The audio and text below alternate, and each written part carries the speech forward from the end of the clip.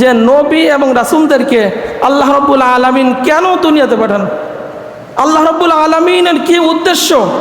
আমি সেখান থেকে বেছে বেছে 6টা উদ্দেশ্য আজকে আমি আপনাদের সামনে আলোচনা করব।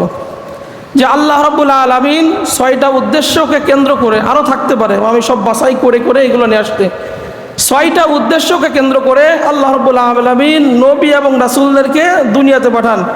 1 নাম্বার, দুনিয়াতে পাঠানোর কারণ হচ্ছে আল্লাহ রাব্বুল আলামিনের এই বাণী প্রচার করা, এই কোরআন প্রচার করে। যে নতুন যে শরীয়ত দিছে, নতুন যে রিসালাত দিছে, নতুন যে আল্লাহ রাব্বুল আলামিন কিতাব দিয়েছেন, এই কোরআন দিয়েছেন, তাহলে নবী এবং রাসূলের প্রথম কাজ, আল্লাহ রাব্বুল আলামিন পাঠানোর প্রথম কাজ হচ্ছে যে কিতাব দিয়েছি, যে শরীয়ত তোমাকে দিয়েছি, এইটা মানুষের কাছে তুমি কি করো, পৌঁছাই দাও।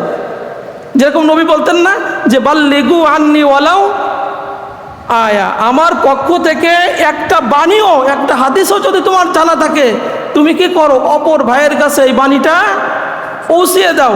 কারণ আল্লাহ রাব্বুল আলামিন সূরা মাইদার 67 নম্বর আয়াতে বলেন, ইয়া আইয়ুহার রাসূল বাল্লিগ মা উনজিলা ইলাইকা মির রাব্বিক ওয়া ইল্লাম তাফআল ফামা বাল্লাগতা রিসালাতা ওয়াল্লাহু ইয়াসিমুকা মিনান নাস ইন্নাল্লাহা লা ইয়াহদিল কওমাল কাফিরিন।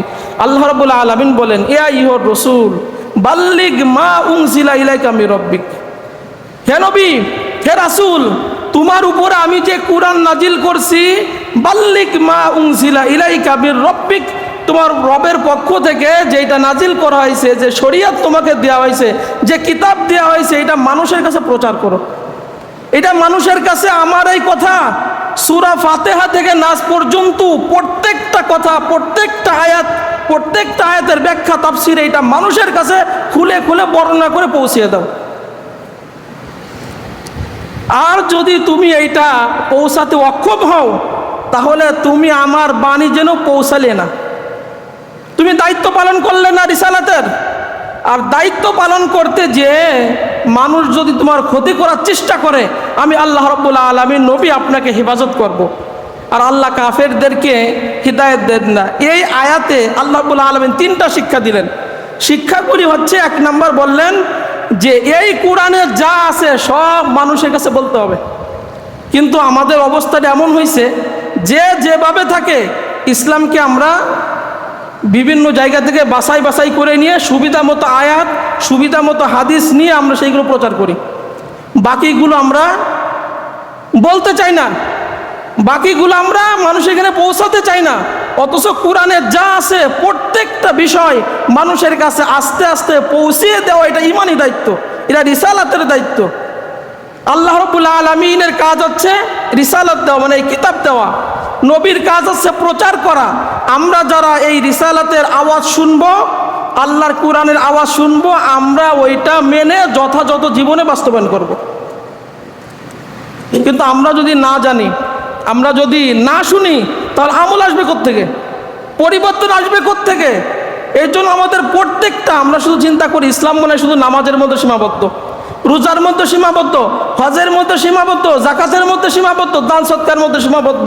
আমরা চিন্তা করি শুধু এইটাই আমরা সারা জায়গায় আলোচনা করি সারা জীবন, বাকি কোরআনের কথাগুলো আমরা শুনতে পারি না। এই জন্য আমাদের মধ্যে কোনো পরিবর্তন আসে না। অথচ কোনো ব্যক্তি যদি কোরআনের একটা অংশ শুধু মানুষের কাছে প্রচার করে, বাকি কথা মানুষের কাছে যদি না বলে, লুকাই রাখে, গোপন রাখে, তাদের ব্যাপারে আল্লাহ রাব্বুল আলামিন সূরাতুল বাকারার মধ্যে বলেন যে ইন্নাল্লাযীনা ইয়াকতুমুনা মা আনজালাল্লাহু মিনাল কিতাবি ওয়া ইয়াশতারুনা বিহি সামানান কলিলা উলাইকা মা ইয়াকুলুনা ফি বুতুনিহিম ইল্লান নার ওয়া লা ইউকাল্লিমুহুমুল্লাহু ইয়াওমাল কিয়ামাতি ওয়া লা ইউযাক্কিহিম ওয়া লাহুম আযাবুন আলীম।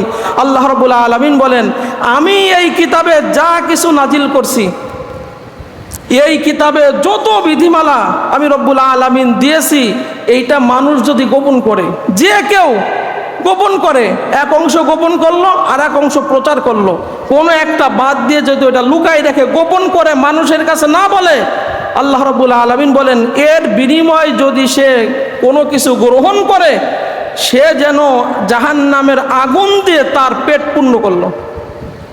আর কিয়ামতের ময়দানে আল্লাহ রাব্বুল আলামিন ওই ব্যক্তির সাথে কথা বলবেন না, ওই ব্যক্তির দিকে তাকাবেন না, ওই ব্যক্তির গুনাহ আল্লাহ তাআলা মাফ করবেন না, তাকে যন্ত্রণাদায়ক শাস্তি আল্লাহ রাব্বুল আলামিন দিবেন। এই জন্য কোরআনে যা আছে কোনো অংশ লুকানোর কোনো রাস্তা নাই। এটা ফাতিহা থেকে নাস পর্যন্ত সব মানুষের কাছে খুলে খুলে বর্ণনা করতে হবে। যেরকম বিদায় হজের সময় নবীজি মুহাম্মদ রাসূলুল্লাহ সাল্লাল্লাহু আলাইহি সাল্লাম 100 লক্ষ সাহাবী সামনে, সাহাবীদের সামনে বলতেছেন, সাহাবীরা আমি কি আবার রিসালাতের দায়িত্ব, আমি কি এই দ্বীন ইসলামের যে সমস্ত বাণী আল্লাহ রাব্বুল আলামিন আমাকে কোরআন দিয়েছিলেন সব কথাকে আমি তোমাদের কাছে পৌঁছাই দিতে পারছি? সাহাবীরা এক বাক্যে বলছিলেন, ইয়া রাসূলুল্লাহ সাল্লাল্লাহু আলাইহি সাল্লাম আপনি আমাদের মাঝে সব পৌঁছে দিয়েছেন, একটাও বাদ পড়ে নাই,